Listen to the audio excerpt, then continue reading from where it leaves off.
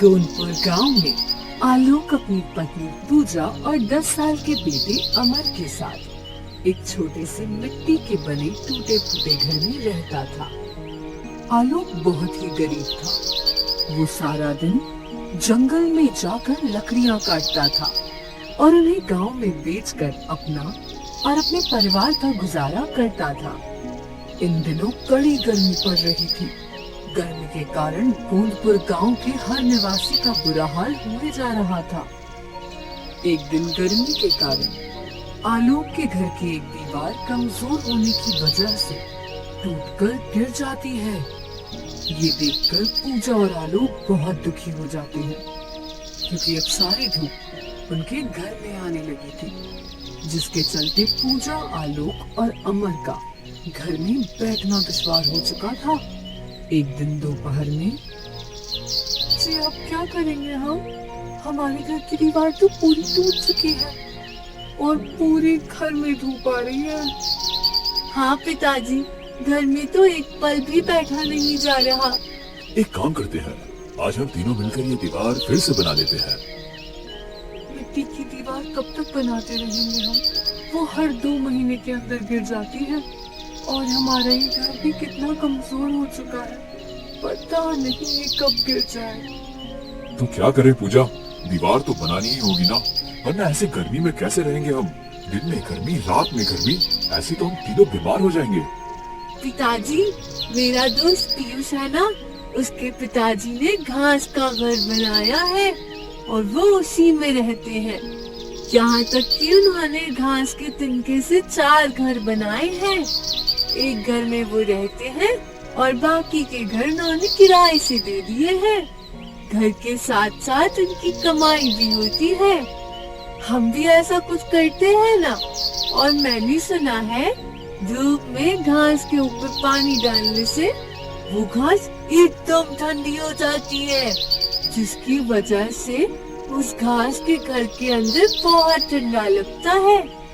गर्मी बिल्कुल महसूस नहीं होती उसमें। क्या जी, हम भी ऐसे ही कुछ करते हैं ना। अगर हमारा भी घर घास का होगा तो कितना अच्छा होगा ना। और घास के लिए हमें कौन से पैसे देने होंगे? वो तो जंगल में ऐसे ही मिल जाती है। घास का घर कैसे बना सकते हैं हम? पिताजी, मैं आपको बताऊंगा कैसे बनाना है घर। चलिए, पहले हमें जंगल में जाकर घास ढूंढनी होगी। अमर के कहने पर तीनों उसी समय जंगल की ओर निकल पड़ती है। गर्मी के मौसम के कारण सारे पेड़ पौधे सूख चुके थे। जंगल में कहीं पर भी घास का नामो निशान नहीं था। हम तो कितनी दूर तक आ चुके हैं, पर यहाँ तो कहीं पर भी घास नहीं है। और घास कहाँ से लाएंगे हम? बस पूजा, हम इससे आगे नहीं जा सकते। यहाँ से थोड़ी दूरी पर एक विशाल जंगल है। सुना है वहाँ बहुत से जंगली जानवर रहते हैं। वहाँ जाना हमारे लिए सुरक्षित नहीं होगा। क्या? जंगली जानवर? अरे बाप रे, नहीं जी, हम वहाँ नहीं जाएंगे। चलिए हम वापस घर चलते हैं। वैसे भी थोड़े समय में अंधेरा हो जाएगा। चलो अमर बेटा, हम घर चलते हैं। आलोक और पूजा जाने लगते हैं, पर अमर वहीं उदास खड़ा था। ये देखकर आलोक परेशान हो जाता है। अमर बेटा, चलो। अमर एकदम खामोश खड़ा रहा। तभी उसके पास पूजा आती है और धक्का देकर चलने का कहती है। चलो अमर, कहाँ खो गए? घास मिल जाती तो कितना अच्छा होता ना। तीनों जाने लगते हैं। तभी आलोक के मन में एक बात आती है। लगता है घास के ना मिलने से मेरा बच्चा उदास हो गया है।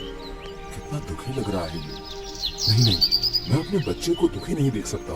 पूजा, मैं क्या कहता हूँ, तुम और अमर घर चले जाओ। देखो, अंधेरा भी होने वाला है और आज मैं लकड़ियाँ तोड़ने भी नहीं आया जंगल में। तो मैं यहाँ आ ही गया हूँ तो थोड़ी लकड़ियाँ तोड़ लेता हूँ। इन्हें बेचकर थोड़े पैसे मिल जाएंगे। तुम दोनों घर जाओ, मैं थोड़े समय में लकड़ियाँ लेकर आता हूँ। अरे, आप कल आ जाना, अभी अंधेरा भी होने को आया है, रात हो गई है, तो आप कैसे आओगे घर? पूजा, इस जंगल में मेरा रोज का आना जाना है, तुम चिंता मत करो, मैं जल्दी ही घर आ जाऊंगा। आलोक की ये बात सुनकर पूजा और अमर घर चले जाते हैं।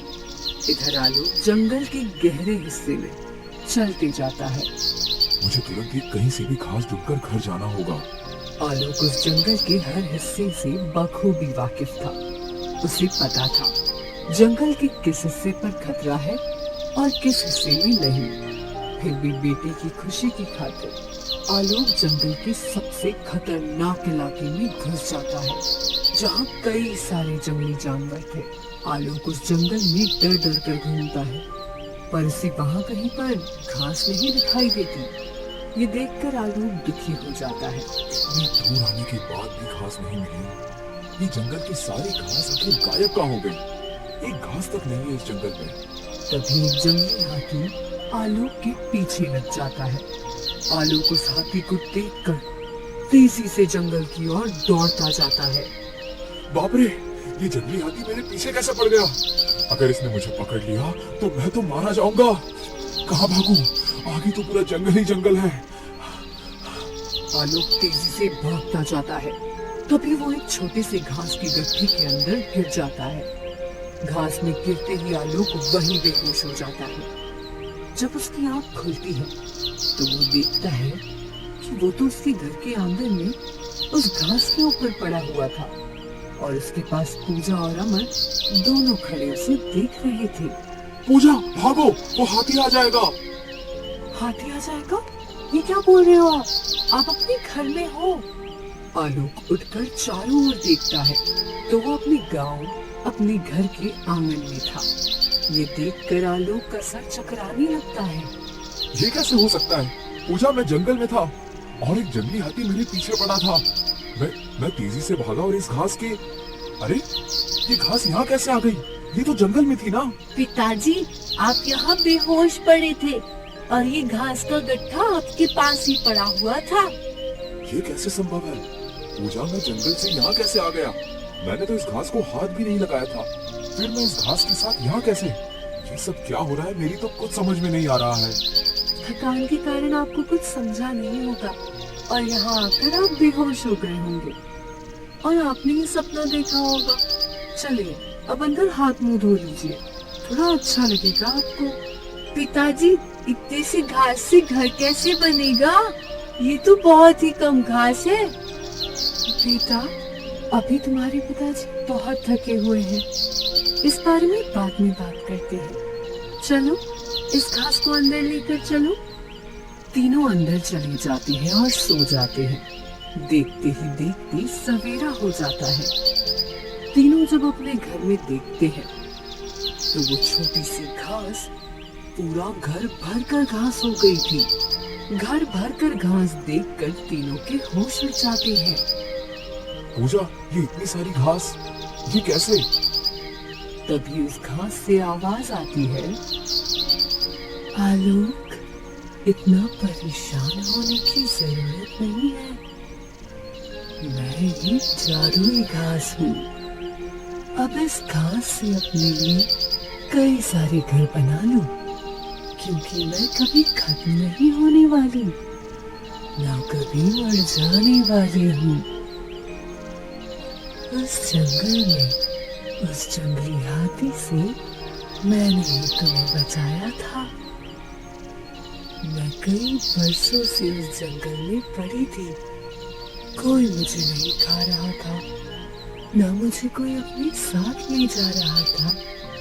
पर जैसे ही तुम मेरे ऊपर आकर गिरे, मैंने झट से अपने जादू से तुम्हें वहां से गायब कर दिया।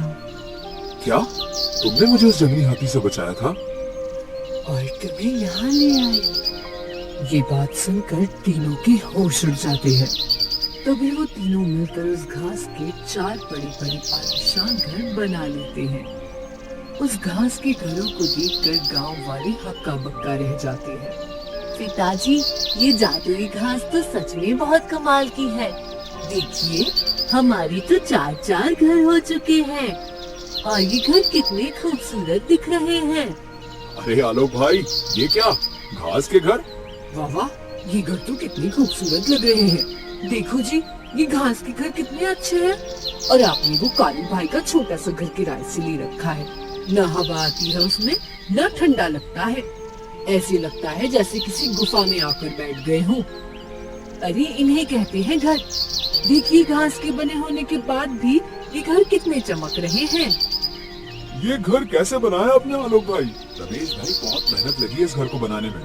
दूर दराज एक जंगल में जाने के बाद हमें ये घास मिली थी। आलोक भाई, हमें ये घर रहने के लिए दीजिए ना। आपके तो 4 घर हैं। एक घर हमें दे दीजिए किराए से रहने के लिए। हम आपको उसके किराए के पैसे भी देंगे। हाँ आलोक भाई, मुझे भी एक घर दीजिए ना किराए से रहने के लिए। ठीक है ठीक है, एक घर का किराया 5,000 रूपए महीना लगेगा आपको। बोलो, मंजूर है? हाँ हाँ मंजूर है। अब आलोक तरुण, सविता, रमेश और एक गांव के व्यक्ति को अपने 3 जादुई घास से बने घर किराए से दे देता है, जिसके बाद वो तीनों परिवार आलोक के उन तीनों घरों में रहने लगते हैं। एक दिन रात में, देखा पिताजी, इसे कहते हैं दिमाग। मैंने आपको घास के घर बनाने का उपाय बताया और देखिए हमारे 4 घर बन चुके हैं और इसमें 3 घर किराए से भी दे दिए हैं हमने। जी अब तो हमारी सारी परेशानी दूर हो जाएगी। 15,000 रुपए महीना हमें घर के किराए का मिल रहा है। अब तो हमें कमाने की जरूरत ही नहीं है। अब तो हमारे पास पैसा ही पैसा आएगा। पूजा, अभी तो कुछ नहीं। अभी आगे आगे देखो, मैं इन जादुई घास से कई सारे घर बना लूंगा और कई सारे लोगों को अपने घर किराए से देकर हम तीनों आराम से बैठकर अपना जीवन बिताएंगे। देखते ही देखते कई दिन गुजर जाते हैं। आलोक अपनी जादुई घास से गांव में कई सारे घास के आलीशान घर बना लेता है और कई गांव वालों को वो घर किराए से देकर आराम से अपने परिवार के साथ अपना जीवन बिताने लगता है।